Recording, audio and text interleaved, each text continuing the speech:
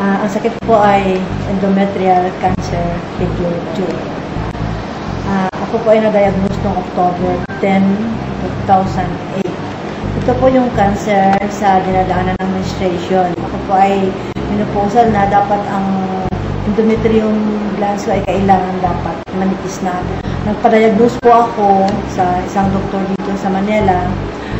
Mayroon akong 1.5 na kapal na endometrium ko na sasaad na mayroon daw akong cancer. So, nagpa-biopsy po ako at na-detect dito yung cancer malignant figure 2. So, doon ako nabahala na nagkaroon ako nito. At sa kabila ng aking left ovary, mayroon pang 4.9 na cyst.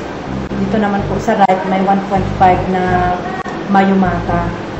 Kaya tatlo po yung mga bukol-bukol sa aking katawan. Ang pakiramdam ko nung wala pa, may lumalabas sa akin na parang ihi na hindi ko mapapigil-pigilan. Ngayon doon ako nababahala. Sabi ko, bakit ganito?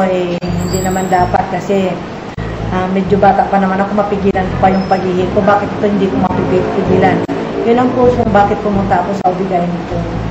Pinag-usapan na po namin ng doktor ko na noong November dapat ay magpa-opera na ako. Kaso sa kawalan po ng pera na dapat ko igugol doon kasi na makapalaking halaga naman. Kaya po naghintay muna ako ng makapera.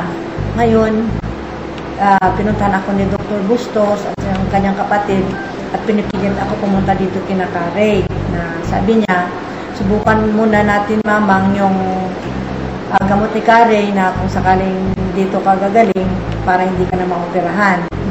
Kaya sa pilit ng dalawa, pumayag po ako at sumama ako dito po sa office ni Carey. Nung pag-inom ko ng Carey na ito, na gamot niya, parang lumiliit yung pakiramdam ko ng pag hinipo ko yung tiyan ko, sabi ko parang lumiliit.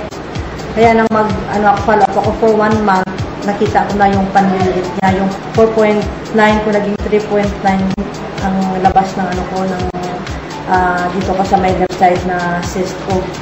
Kasi ang una kong ito yung October 4 ko, ang ultrasound ko dito, sa left side ko na ovary is 4.9 by 3.7. Tapos sa right ovary ko, 1.5 by 1.1. Ngayon, after a month, ang nangyari, nagpa-ultrasound ako ulit noong October 10. Ang nangyari dito, yung 4.9 by 3.7 ko naging 3.6 by 2.0. At saka yung sa mayumata ko sa right side is 1.5 by 1.5. Nag-vaginal ultrasound ako every month.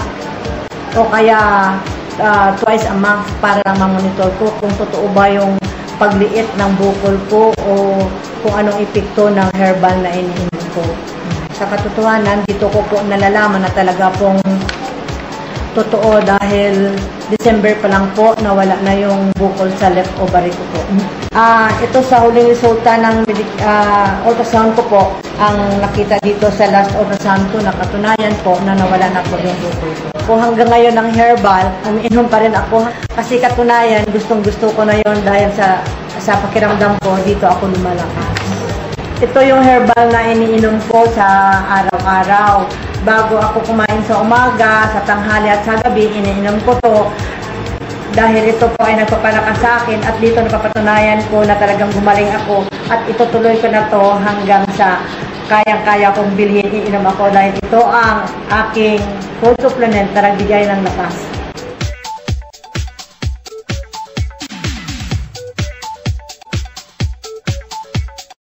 Minabuti ko po sapagkat kung pupunta pa kayo sa main office, napakalayo. Kaya naglagay po kami yung pong cell number na nakalathala sa ilalim ng screen na ito. Pwede po kayong makipag-ugnayan at ito po ay sinasabi ko at pinatotohanan. Ito po ay authorized distributor ng Abanyong Lingkod mula pa noon at magpakailan pa man.